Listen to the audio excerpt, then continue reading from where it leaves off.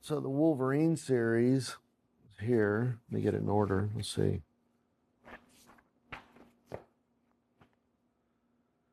I bumped into Chris Claremont on the street. He lived in my neighborhood, and I was working on my Batman graphic novel at the time, and was not having any fun for a number of reasons. And he was like, "What's up?" And I'm like, "Wow," you know. And he turned out just been made the editor of all the editors at Marvel, and he said, "Come work for Marvel because we'll leave you totally alone." I was like, "Man, that sounds like a dream, you know." But I got 2 more years on Batman. He's like, "Well, just," and I said, "Okay." That was a Friday. I said, "Well, can I come in on Monday and pitch something?" And he goes, "Yeah." And he was really protective of Wolverine, and I was like, "Can I do Wolverine?" He was like, "Yeah." I'm like, "All right." So I came up. I've been reading all this Japanese stuff, about ghost stories and whatnot. So I wrote up an idea, and I had stopped reading Wolverine when I was in art school, so I didn't know anything about what the canon was anymore. I knew Frank Miller Wolverine with Mariko, which was when like Shogun was coming out, and the comic shop below me says, "Oh no, man, they killed Mariko off." I'm like, "What? Oh yeah, she's been killed." I'm like, "That's perfect. It's a ghost story." So anyway, so I pitched this idea to Chris, and they gave me the green light, even though I could start for 2 years. And then when I moved to North Carolina out of New York, that's when I started this. And this was an amazing deal because they left me totally alone. I wrote it, got the script approved, and that was it. They never looked at except for the covers. They wanted to see layouts for the covers, but after that, everything was I just did what I wanted. I even packaged the entire deal. I did all the design, all the lettering, all the logos, everything, and I just sent them DVDs that went straight to the printer. Had a great editor on that, but he was, again, it was hands off. They just let me do my thing, which was awesome. And we'll be getting into some of discussions about the reasons I'm drawing some of the things I'm drawing here throughout this course.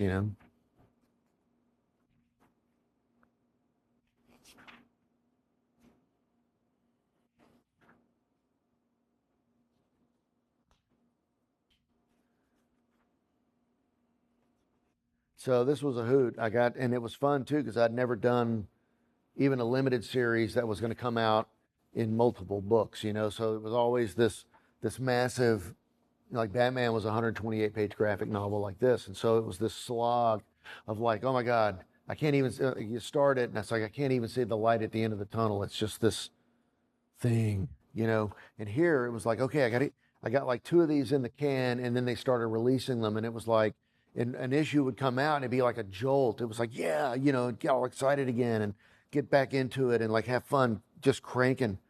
So that was a new experience for me too. And this was also I toyed with it in Batman a little bit, but this was the first book that was where I did everything as separate art on I was drawing using Canson drawing pads. I was using Canson drawing pads, and I would do a panel on a page, and I could just have fun drawing and just enjoy the act of drawing and putting color down, charcoal and whatever. And then I would scan all that and put it into pages based on, here's the Wolverine layouts. So let's see, what is that page? Let's see if I can find it in here. Wait a minute. All right. Wait a minute. Huh. Okay. Yeah, so he's getting into, oh, here it is, like this. So I have my layout that I did. And again, it's not the first layout. I did a whole bunch of layouts to get to this layout. And then I would do each of these as separate pieces of art, scan them, and then put them together based on this layout in Photoshop. And we'll go deeper into that throughout these lessons. But that was liberating too, because I was able to sort of, when I would bring the art in, I would scan it 100% large and would bring it into a print size document. Some of them would be huge, and I would see things that I would never have done it that big on purpose. But here it was when I dropped it into the document, pasting into the panels, I would see things that I never would have come up with. And it was like, wow, it was almost like getting to be an editor for someone else's work. And just, and I gave and it was cool because I felt like I could give myself permission to do that. Or when you're doing just straight up pages, it's like once you lock that in, you're going to be doing it, right? So this became a more free form sort of exercise, which was really cool.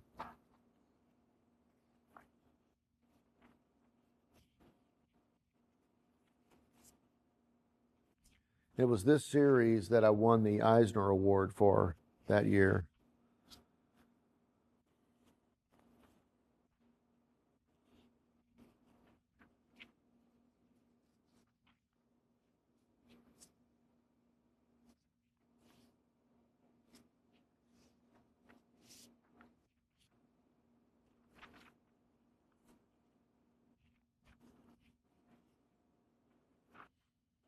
I had taken on a teaching position at SCAD, Savannah College of Art and Design, for 10 weeks. And I was giving the illustration students these assignments. And it would be like over the weekend, and they would come back with like a half-done thing, and they're like, "Oh, I just didn't have any time," whatever. With all these excuses, and I was working on this thing, and I would come in, and it was like, I'd have a stack of finished pieces, and I was like, "Really?" I'm like, "That's what I got done this weekend." These are fully painted, pen and ink, watercolor, charcoal, whatever, and I'm like, "And you're going to tell me you couldn't get one thing done, really?" It was a sort of a wake-up call for a lot of the students about the amount of work that you have to produce to make a living at this and to do it. The amount of drawing that you have to do.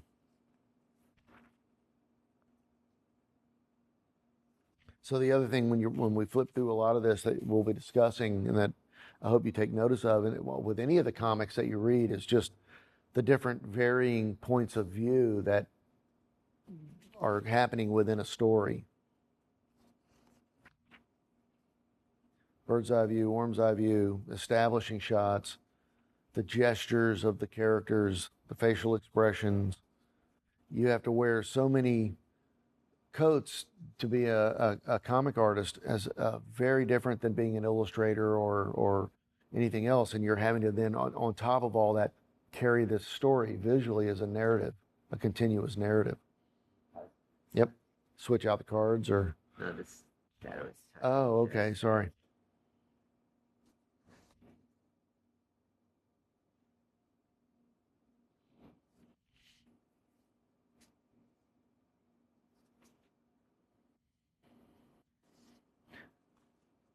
And there's we'll be talking about some of this too. There's various devices that I'm using, visual cues for readers to know that we've shifted to a different time period or a memory or, hopefully that come across enough that readers follow that train of thought.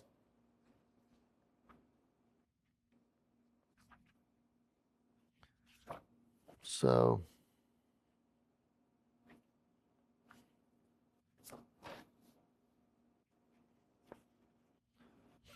where the covers were all done with like pen and ink and watercolor and gouache and oils, sort of a mixed bag of stuff, but fully painted.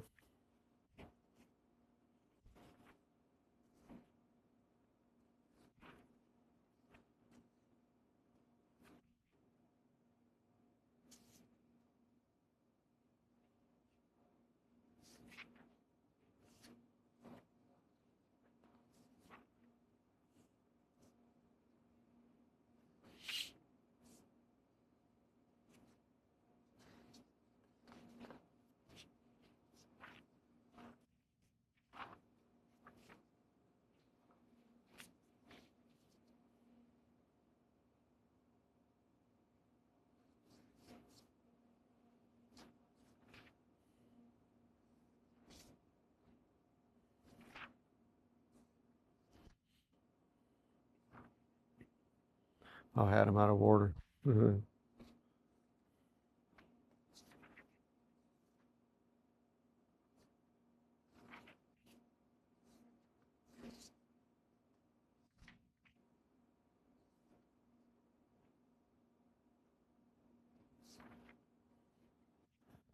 So after the Enemy Ace book, which I didn't bring any of those layouts except on the pad. These are layouts for various short pieces that I did over the years. And this is where this is the real meat and potatoes of comics. It's, the finished art is one thing, and it's, you take it as far whatever direction it is you're taking it, and you want to make it look as beautiful as you can. But this is the real work of comics, is the storytelling and breaking down layout and trying to figure out what's the right panel shapes and sizes, the right image to fill those panels, how to pace that story. So, and again, like I mentioned earlier, you have to wear so many coats to be a comic artist or a sequential artist, in the sense that you've got to be the director, the cinematographer, the special effects guy, the stuntman, the actor, the costume designer, the lighting technician. You're everything, and you have to make it all come together in a cohesive way that the reader can understand and follow along, right? Where you're in charge. And so these layouts are not about drawing. Yeah, you're drawing, but it's about composition, and it's about storytelling, it's about shape design. It's not about details. It's not about a finished drawing. It's not about impressing anyone with your drawing ability. It's like moving chess pieces around on a chessboard, looking for the best play, right? And so that's what all this stuff is, which to me is, it's the real, it's the real joy of doing comics, because it's where you're really telling your story that that the thing, whatever it is you're trying to communicate, this is where it happens. Everything else, like all that finished art, which I brought, like I've got these, plenty of, covers that I did that's finished stuff, right? But it all starts with this, with an editor. And then, yeah, I get to have the fun stuff to do that finished piece, but the idea, fleshing out these ideas, is where it's, that's the real work. And then here's an old school color guide where you used to have to write everything down and key, basically write down the code for how that color is mixed. So it's R2, B3, so 2 parts red, 3 parts, well, let's see, it's not C, they have their own chart, so blue. It's not, they weren't labeled things as CMYK. On their charts, it was, red, yellow, blue, and black, K for black. Now you use a computer and just do it, right? So this, that's where it really happens right there. This is the polish, clean it up, make it pretty, for the magpies, bright shiny object, but that's the real work.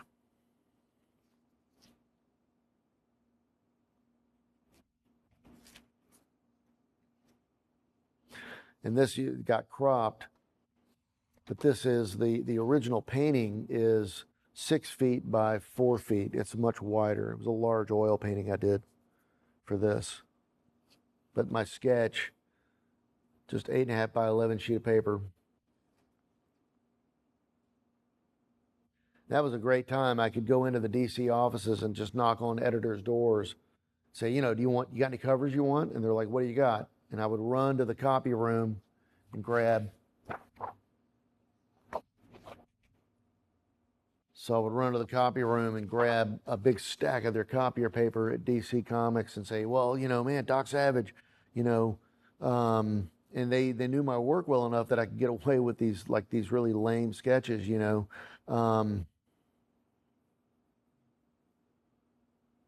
Doc, Unchained, whatever, and they're like, yeah, do that one, so, or Batman, Batman on a rooftop or whatever, Batman,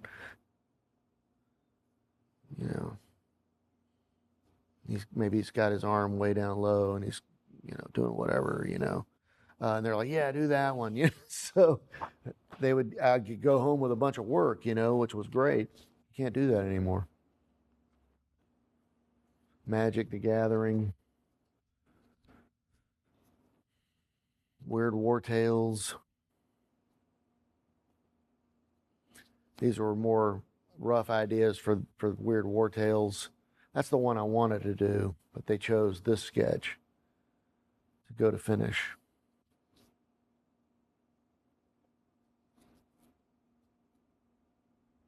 Sometimes I'll do a little play with where I think white is on my little roughs.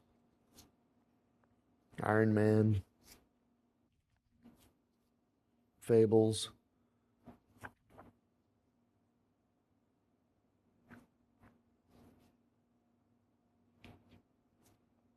Conan.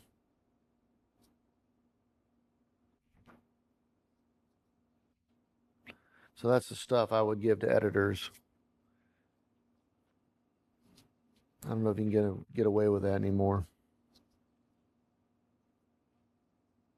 X-Files. So that was I couldn't find the actual cover, but that is the cover I did.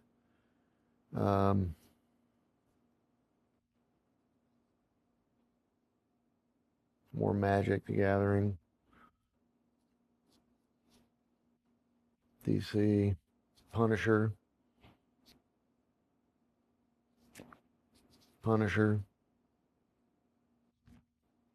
Elektra.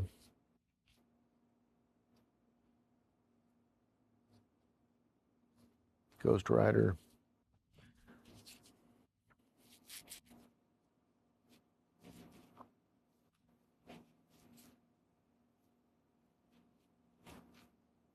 Sandman. The Shadow. Batman. Werewolf.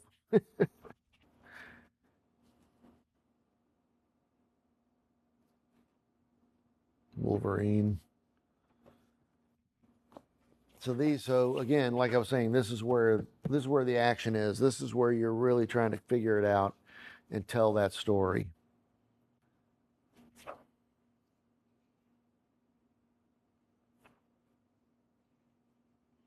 So it's all about panel shape, what's going on inside the panel. Is it communicating properly? And there's, like I said, there's a lot of sheets that go before this sheet, that when I finally finalize my complete layout.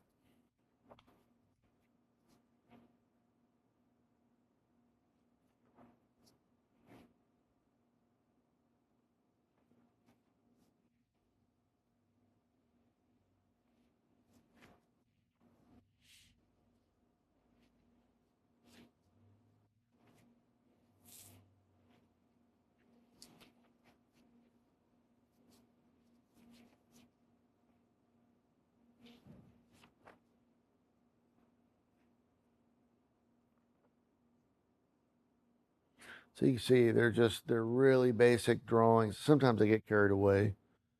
But normally keep it simple.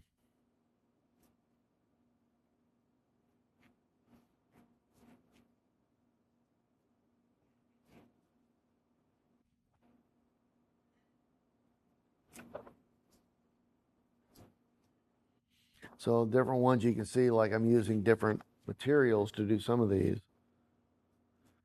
but all with an eye towards simplification. So colored pencils don't hold their point very long, so I like that because as it gets fatter, I can't noodle.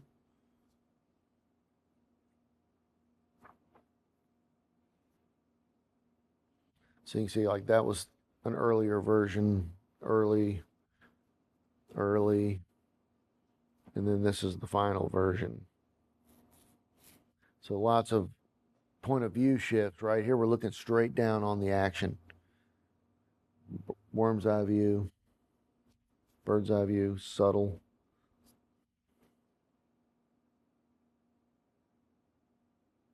And all these check marks That's me when I'm shooting reference. I check off the ones I shot.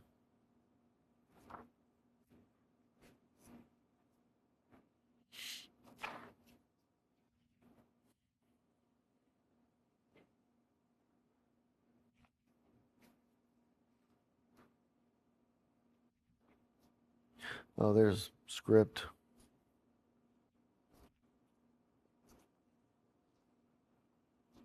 Again, I write all my own stuff, so this is my script, and then I would go through, print it out, and go through with a gut reaction about where I think page breaks are.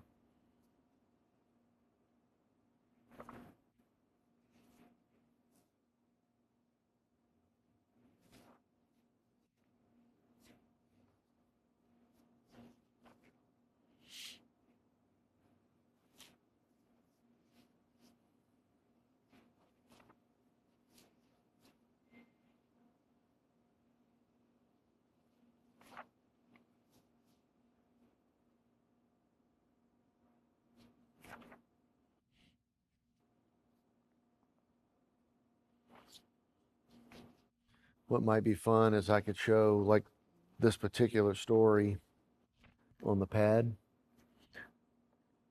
Let's see, let me shift here. Devil's rope. All right. Let me find it. Yay, I can't believe it. All right, so here's the layout, and then this is the final art. And again, every panel is done on a separate sheet of paper, and then I've scanned it and brought it into the computer, my iMac, and like Photoshop, put it together. And I'll also use other programs. Sometimes I'll use this one called Comic Life, and it's on the iPad, it's on the Mac, and it's a great way to throw it. And I've used it professionally, like where I've dragged art into their panels and created the pages and exported them as like high-res TIFFs. That can go straight to the printer. So here's this layout, and then the finished page over here. And again, to get to this, there were pages and pages of stuff that I sketched to finally nail this down on each of these pages. So let's see, there's that one, and then here's this one. On the left, they're not coordinated here. And then this one is here.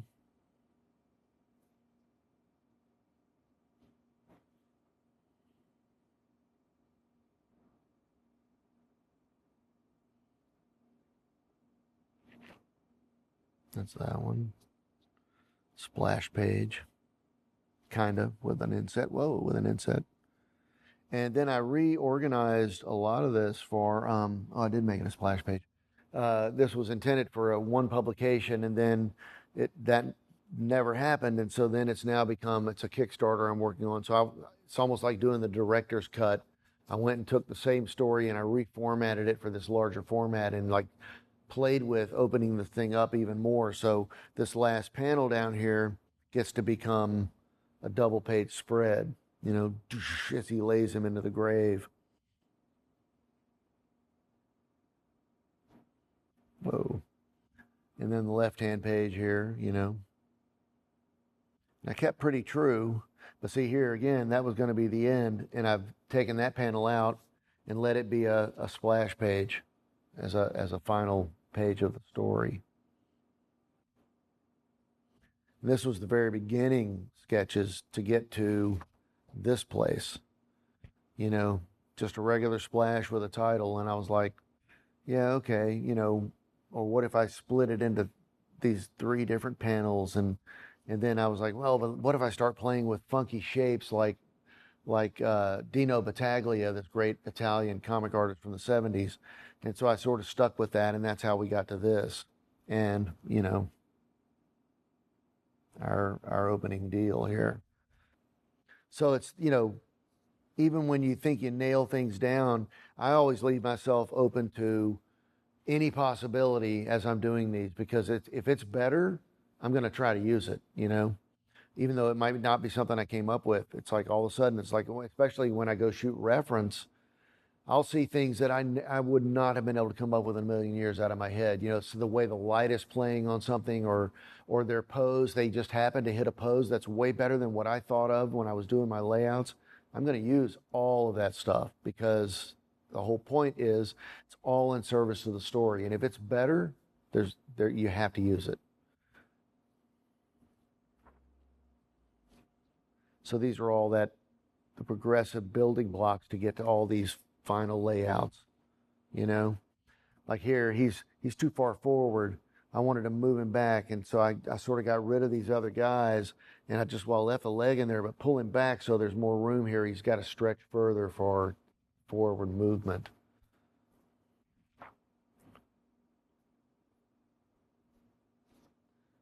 Playing with where to place him in relation to the dead man's shoes.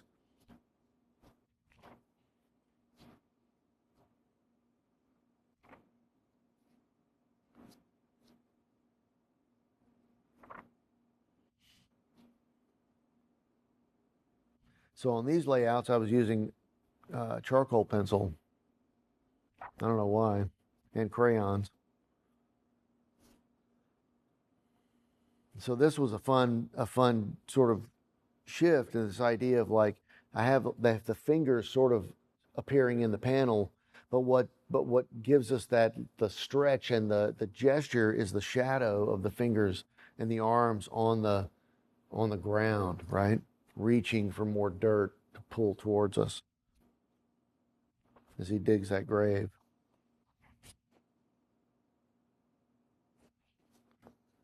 Then he gets, the soldier comes over with a helmet, and instead of, the dog tags of all the dead men, he grabs the helmet and starts digging.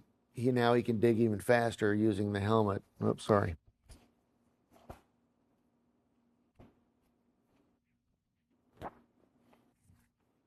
Using it as a shovel.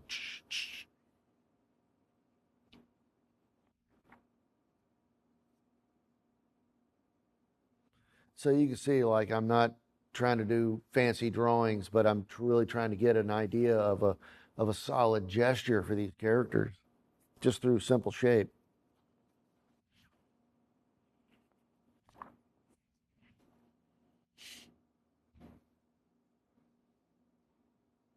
Worm's eye. So I was going to go low.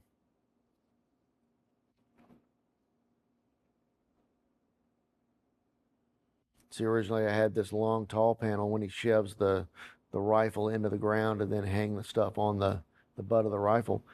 That turned into, I kept it all as horizontals, which takes more time to read, which is good. It lengthens the amount of anticipation of what's going on.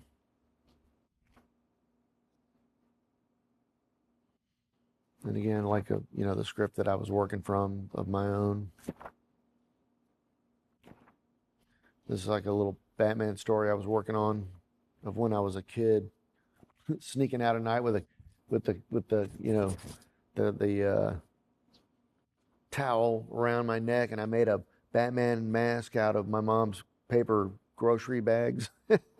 Snuck out at midnight and ran around the neighborhood like an idiot, like 6 years old. And then I hung up my cowl forever. This is the illustrating Abraham for this graphic novel called Testament, where we were all illustrating the Bible. So Gomorrah.